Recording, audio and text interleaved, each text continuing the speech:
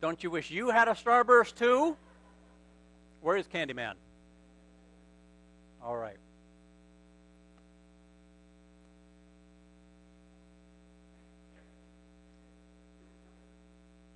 This is the Starburst that just won't chew. All right. Let's start with this. Start with it. I think this is an interesting question. And the question is, how good is good enough? Can you measure that? Can you measure how good is good enough? And I've been thinking about this, and I think when we would try to apply that standard, it's different depending on where we are in that equation. When it comes to our own effort, I think generally we're willing to settle for something less. That good enough is a little lower standard when it comes to our effort. Some of you know that the last couple weeks, Donna and I have been building a shed. It's been a fun project because it's a kit. It's like a giant model, and it's got instructions. We've been building the shed, and it's been a lot of fun.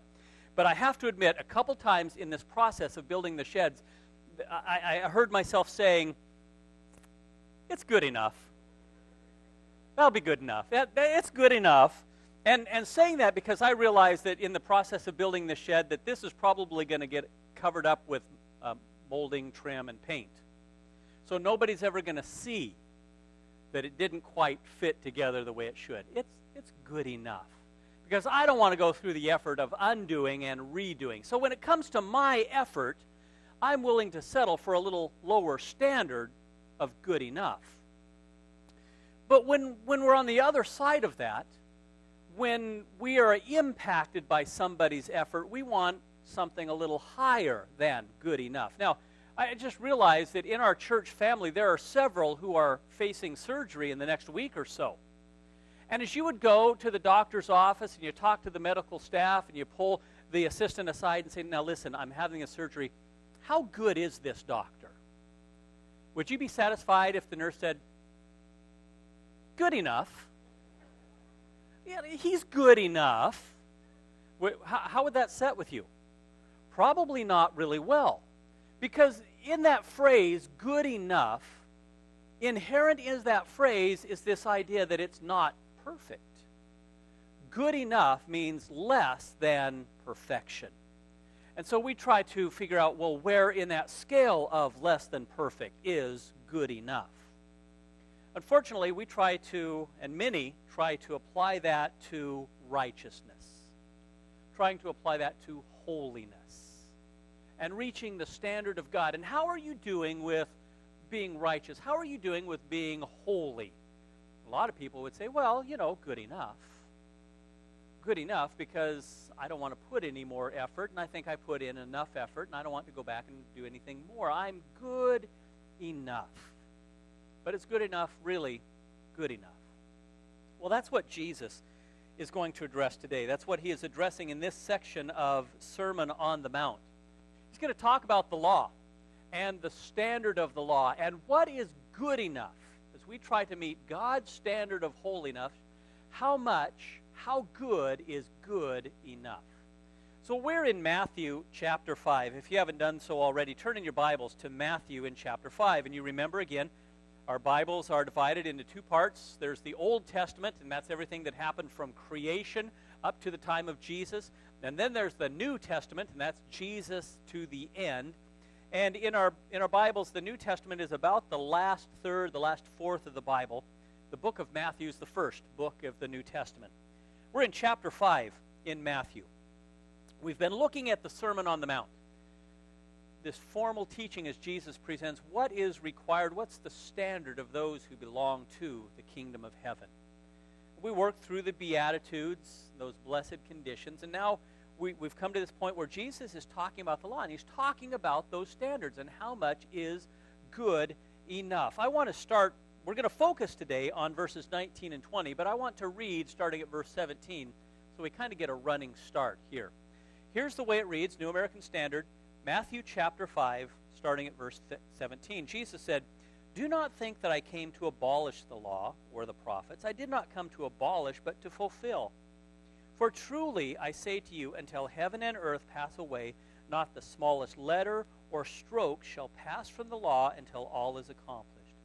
Whoever then annuls one of the least of these commandments and teaches others to do the same shall be called least in the kingdom of heaven. But whoever keeps and teaches them shall be called great in the kingdom of heaven. Verse 20. For I say to you that unless your righteousness surpasses that of the scribes and the Pharisees, you will not enter the kingdom of heaven. How good is good enough? It's what Jesus is going to address. Now, I want to look at that and start to examine that. But as I do, I want to back up and think about just a couple of those foundational truths that we looked at last time as we looked at 17 and 18.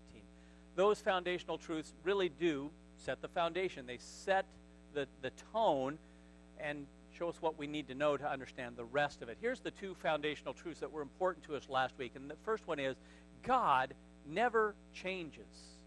When we talk about the law, when we talk about his standards, when we talk about righteousness and holiness, we have to have that foundation to know that God never changes. Now, what's the great church word, the theological word that means God never changes? He is immutable. God doesn't mutate, is basically what we're saying.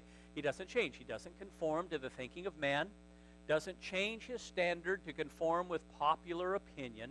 God never changes. Well, if God never changes, then the things in which he delights never changes. And the things that he calls detestable never changes. And the things that he desires for us and the things that he demands of us never changes. So when we come to the law, when we come to those standards, it's not arbitrary. It's not something that will mutate. It doesn't change because God never changes. When we have that discussion of the law, we also need to realize this second foundational truth, and that is that Jesus came to fulfill the law, and the fact that he fulfilled the law means that we are certain about our salvation. Let me say that the other way around. The certainty of our salvation is found in the fact that Jesus came to fulfill the law. Here's what we mean by that. Jesus didn't come to get God to lighten up. Jesus didn't come to set aside the standards of holiness and righteousness. Jesus didn't come simply to give us an easier way. Jesus came to make sure that the law was fulfilled, that it was fulfilled completely. And I'm glad that he did. You see, the law demands that rebellion be paid for. And the price of rebellion, the price of sin, we know is death. That's the sentence that everyone is under. And Jesus came not to abolish that, not to set aside that verdict or that ruling. Jesus came to make sure that it was carried out and carried out in full. And he died in our place. He fulfilled the law for us. And when we think about it that way, the promise of 1 John 1:9 seems all the more wonderful. 1 John 1:9 says, if we confess our sin, he is faithful and just to forgive us our sin and to cleanse us from all unrighteousness. He is faithful and just. He's a just God. And a just God won't make two people pay the same penalty for the same sin. That penalty's already been paid for. Jesus already died and suffered and died and shed his blood for my sin, and he won't require me now to pay for that same sin once I have embraced him as Savior. So those are the two foundational principles. God never changes, and Jesus came to fulfill the law. Because he fulfilled the law, our salvation is certain. Now, we use that to begin to discuss how good is good enough. How good is good enough. So let's look at it again. Verses 19 and 20.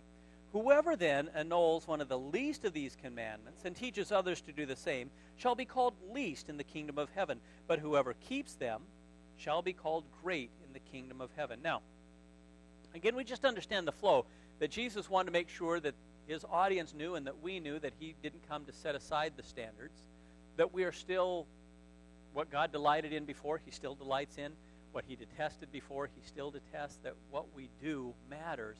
But just in case we would come to the idea to think, well, we're doing good enough in following the commandments, he kind of explodes that idea by giving this portion of the teaching. Whoever annuls and teaches others to do the same, one of these commandments will be least in the kingdom, and whoever keeps them will be great in the kingdom. Well, what does that mean? So we begin to look at that and unfold that a little bit, this idea of being least in the kingdom. We realize that he's not talking about rank and status in the kingdom. What does it mean when he says to be least in the kingdom? Well, it's not about rank and status. It's not as if Jesus is saying, now, if you keep all of the commandments, you're going to be up here in heaven. And then if you fail a little bit or you just kind of squeak through, you just keep some of the commandments, you're going to be low in heaven. It's really not what he's talking about. It's not about rank and status in heaven. Now, to be sure, the Word of God does talk about rewards. It talks about crowns. There's a crown of righteousness, Paul says, laid up for me, and not only for me, but all who love his appearing. I'm not, to be honest, I don't know how all that's going to work and what all that looks like. I know that obedience brings blessing, that God blesses those who are faithful, and there are rewards. But this isn't about rewards. When Jesus talks about being least in heaven and being the greatest in heaven, he's not talking about your rank and your status in heaven. It's not about rewards, and it's not about our doing, our ability or our inability to follow all of the commandments. It's not about measuring yourself against that standard. It's not about our doing at all. Really what it's about is the law itself. Jesus is talking about the law. And the point is, when he says those who would annul the least of these will be least in the kingdom, if we could paraphrase, I think I would say it this way, that failure in the smallest detail of the standards of God, failure in the smallest detail in the law is enough to disqualify you from entering the kingdom of heaven.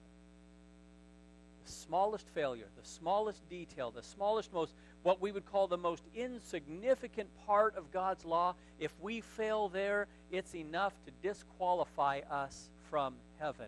Well, that goes a long way to answering the question, how good is good enough? If I just fail in one part, why would that be enough to disqualify me? Well, here's what we need to do as we look at this and begin to examine this and understand this. There are some really important truths behind that statement. And one of the truths is if we annul the law, and by the way, to annul the law, I think that might even be a little different nuance than simply failing in the law. We all fail. We stumble and fail, but to annul the law means to say, I'm going to purposely set that aside. I don't think that applies anymore. That's not for me. I'm good enough without that. I don't think that's something that I need to be concerned about. I'm just going to set that aside. I annul that. Well, to do that, you are no longer a doer of the law. You become, as the Word of God says, a judge of the law. You put yourself in the place to say, well, God said this is important, but I don't think it's all that important. God commanded this, but I've determined it's less than important for me to follow, and so I'm going to put myself in the place to judge whether or not I should do that. Now, when we start to say it that way, it becomes very serious because it sounds very familiar. It sounds very similar to what happened way back at the beginning. Remember back in the Garden of Eden? God created in that creation account, and he put man and woman in the garden and blessed them and said, this is all for you. Enjoy it. You can eat of anything. It's just all for you to enjoy, except this one tree. Don't eat of this tree. Don't do this one.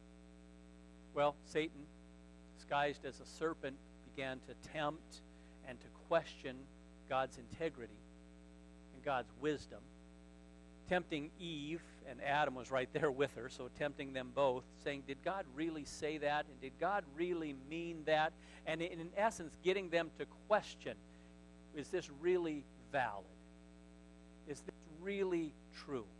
And don't you think you should have the right to judge for yourself whether or not that's important for you to do? Don't you think you have the right to judge if that's something you want to do? Don't be a doer of the law, be a judge of the law. And they decided that they would be a judge of the law and decide for themselves what is right and what is wrong. Well, that might be the extreme case, but this is the same condition. When we annul one of God's commandments, when we purposefully set that aside and say, it's not that important for me to do that. That standard, it's insignificant. God said it, but it's not all that much of a concern for me, so I'm not going to do that. Well, you've become a judge of the law. Jesus said, here's a new standard. If you fail in even one of the smallest of these details, or what you consider a small detail, you are disqualified from entering heaven. And then we read on the rest of that statement, verse 19, whoever then annuls the least of these commandments and teaches others to do the same is least. Whoever keeps and teaches. And in my Bible, the word them is in italics, meaning that word wasn't necessarily in the original language, but it's implied there, and so the translators insert it just so we understand. I think they could have inserted another word, keep them all. Because implied here is not just many or several or most. It's implied the idea that you keep all of the commandments. So if you fail in just the smallest detail, you're disqualified. What is required, what is good enough, how good is good enough, all of the commandments, all of the time.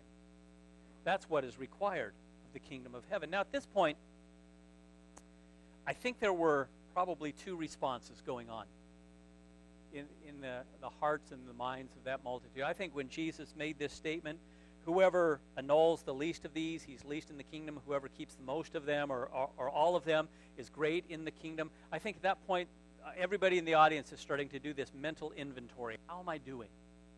How am I doing in keeping the law? And let's see if I can just remember some of those laws. Don't murder. Doing okay with that. Don't commit adultery. Pretty good with that one. Don't steal. Most of the time I'm okay there. And they're starting to run through the inventory in their lives and just doing that mental evaluation. How am I doing? How do I measure up? Am I good enough? And as they measured up, I think the longer they thought about that, the more polarized these two responses became. Because I think that's just a natural way to do it. And on one extreme, there were those who realized that they didn't. They didn't measure up. And the more that they thought about the commandments, I mean, they'd try to talk themselves into convincing themselves that they were good. They'd kept all the big commandments. But as the more they thought about it, the more they realized they just really didn't do all of those things. I don't measure up. And the more they thought about not measuring up, the more desperate they became. And the more desperate they became, the more heavy that burden was on them. And just like Benjamin told us, they tried and tried and tried and could never get there. And even in this mental process, trying to convince themselves that they were good enough, but could never get to that place. And the more they thought about it, the more heavy that became upon them. And you know what? That was a really good place to be. Because that's exactly what the Beatitudes spoke about. We saw these earlier in our study. Remember the Beatitudes? Blessed are the poor in spirit. We define that to be spiritually destitute. Blessed are those who look at their life and do that self-examination and realize they have no spiritual resources. That they are destitute. And the more they look at it, the more desperate they become. And these were those who realized they didn't have any resources. And they were hungry for the next thing that Jesus would say. Desperate to hear him say something that would bring hope and comfort. Give me some indication that it's going to be okay because I don't live up to these standards. Blessed are the poor in spirit, for they will be comforted. This leads us to one of the principles of the kingdom. Write this one down. Principle of the kingdom is this, that only those in desperate need will be saved. Now that's an interesting statement, and I can see the wheels turning already. Some of you have this quizzical look on your face. Is that true? Is that correct? Only those in desperate need will be saved. Here's why I think that's true. To come to Christ for salvation, I have to recognize that I am in desperate need. And if I come with anything other than desperate need, I've made Jesus less than he really is. If I come to Christ and say, I've been mostly good all of my life, I've lived a good life, I'm just right about there, I've almost saved myself, all I need is this little boost over the top and then we'll be good. So Jesus, you died to give me a little boost. Have I really embraced who Jesus is? Have I really grabbed hold of the significance of the cross? See, if I could make it mostly, then maybe I could make it all the way, and I've made Jesus less than who he is. I've made the cross less than what it is. For me to really grab hold and embrace salvation, I have to come understanding that I am the spiritually destitute, that I have no spiritual resources. I have to come with a recognition of desperate need to say, I can't make it on my own as hard as I've tried, and it's just, I'm empty. I have nothing. I have no resources. And when we do that, when we come and cry out to God and say, I have no resources, let Jesus' death count for me, God grabs a hold of us and embraces us and says, now, now you're my own. Now I look at you and I see the righteousness of Jesus. Not your righteousness and Jesus covering. I see the righteousness of Christ. Only those in desperate need will be saved. And all of those who would come to God and say, I've made it mostly on my own, just give me the little boost, have missed the significance of the cross. So there were those in the audience that day who were at that point who were saying, I don't measure up. I'm desperate. What can I do? What can I do? Jesus, give us an answer.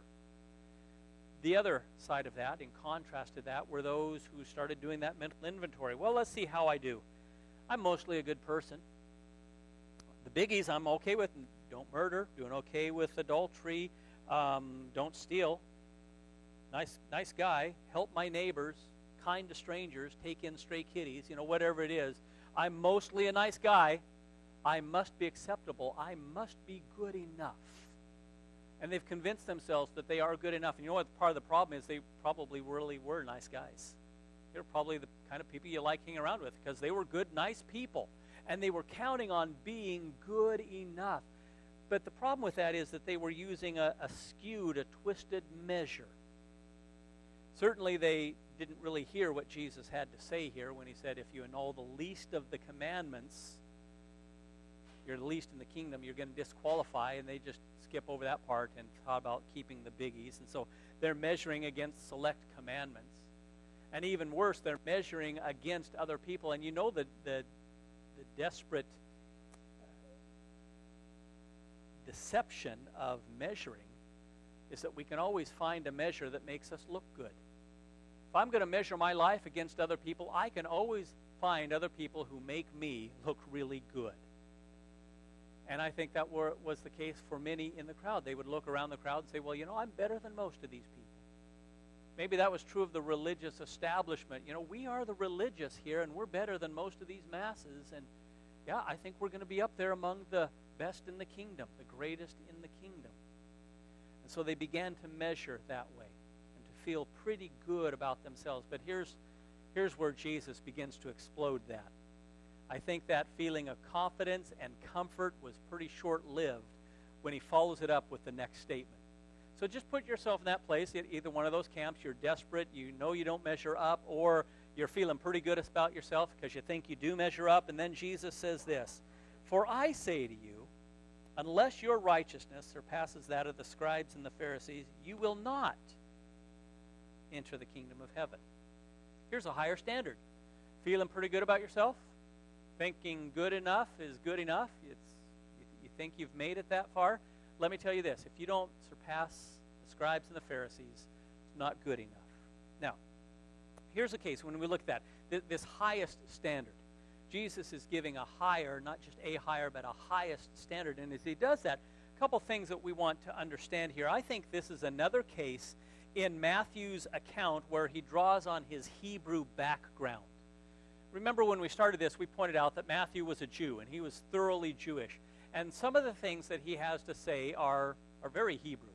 And they would make sense to a Jewish audience. His Jewish readers would understand what he was pointing to right away. Maybe not so much for us if we don't have that Jewish background. A couple weeks ago, we saw one of those cases. It was in the Beatitudes. He says, blessed are the peacemakers, for you shall be called the sons of God. Well, that's a very Hebrew phrase, a very Hebrew idiom. To be called the son of something means that you demonstrate the characteristics of that thing. So that's quite a compliment to be called the sons of God because you demonstrate the same characteristics that are true of God. So that's a Hebrewism. Well, here's another case, not necessarily a Hebrewism, but it really draws on a Hebrew background when he begins to speak of the Pharisees. And I say that because I recognize in my Sunday school upbringing that we always hold the Pharisees as the bad guys. They're the enemy. They are the evil ones in the story. They are the antagonists in the story. They're the bad guys, right? Right? You got that? You grew up in Sunday school. It was Jesus and the Pharisees. And Jesus wins. Hey. But that wasn't necessarily an accurate way to think at this time. Put yourself in that Hebrew Jewish mindset. The Pharisees are the ideal. The Pharisees are the experts in the law.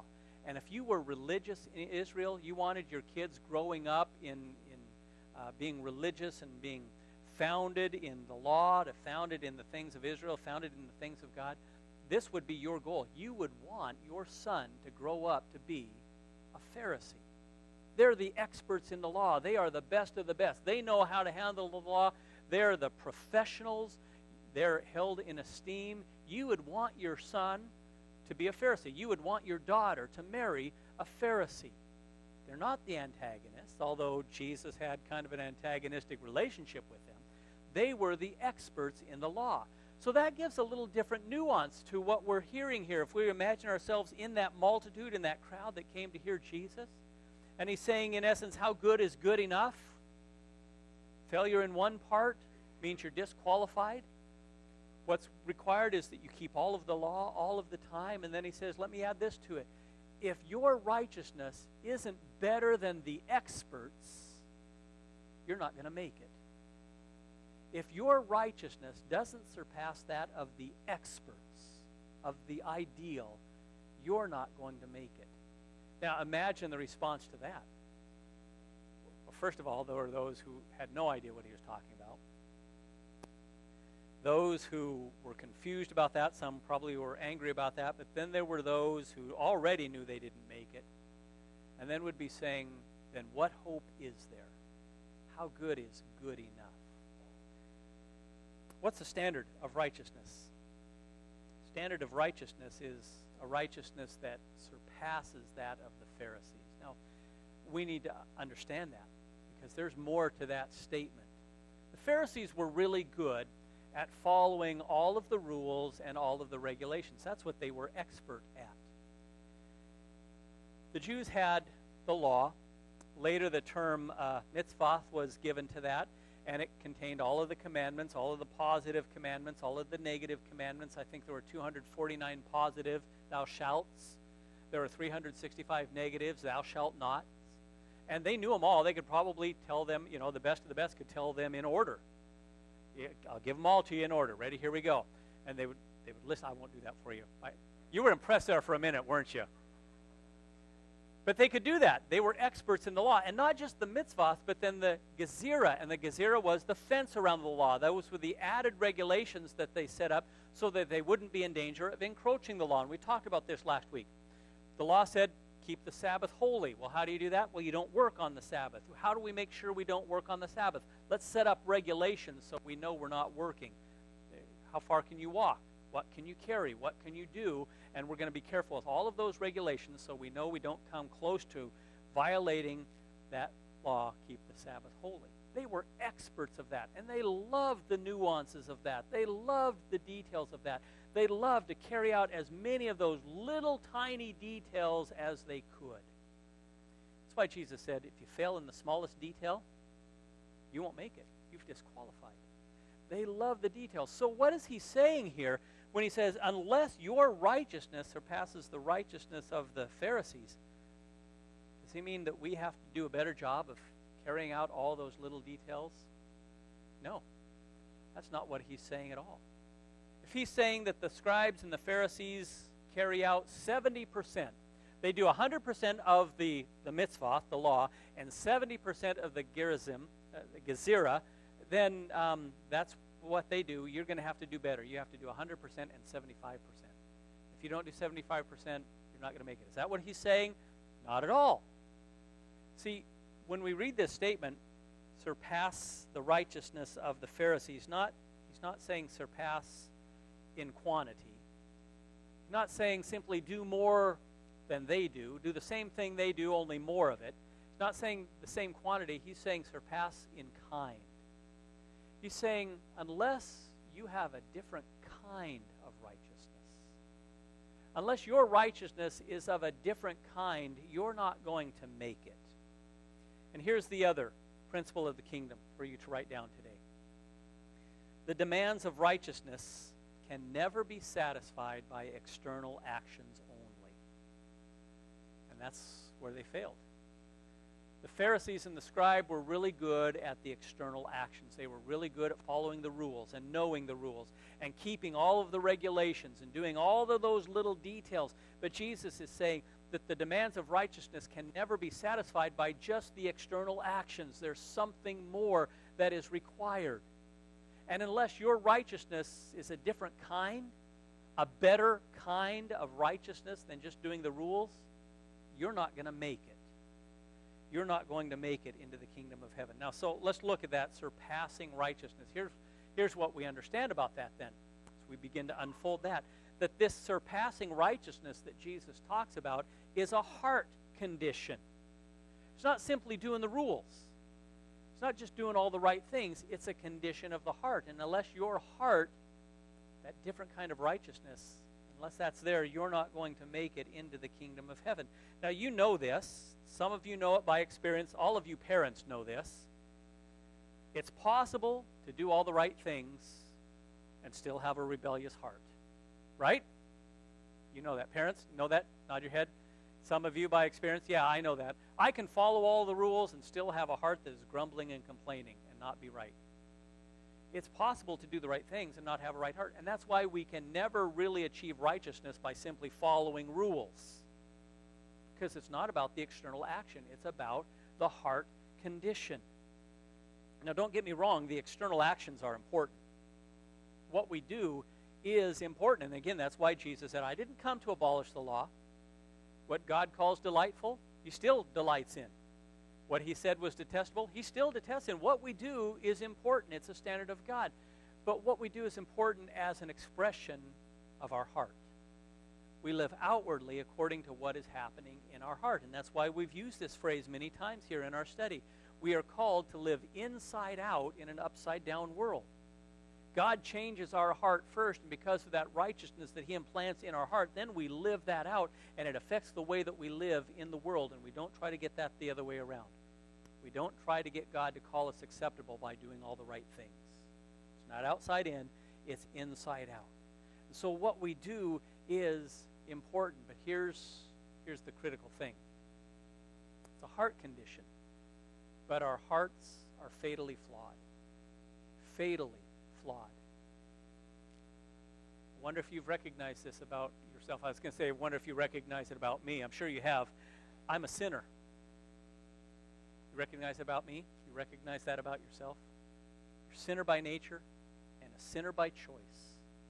And your heart is desperately flawed, and you can't get there by external actions.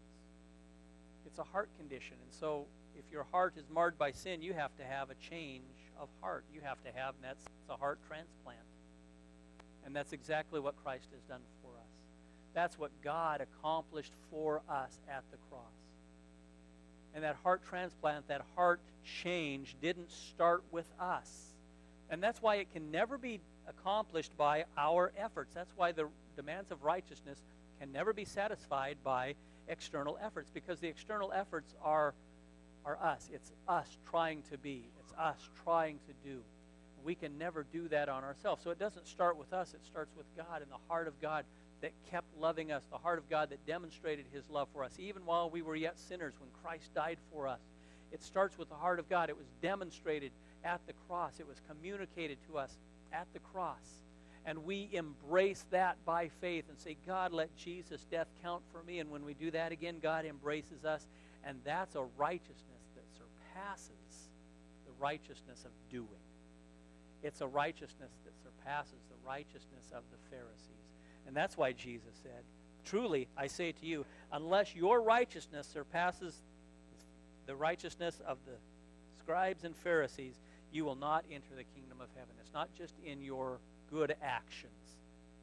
As diligent as you are, it's the righteousness that comes from embracing Jesus as Savior. That's the righteousness. That's the law of God. I'm so glad that Jesus didn't come simply to convince God to lower his standard. He came to fulfill the law. And in fulfilling the law, made it possible for me to be righteous. And that's what I have to cling to. What I do is important, but even greater than that is that first step of embracing Jesus as Savior. You know, I want to close our time.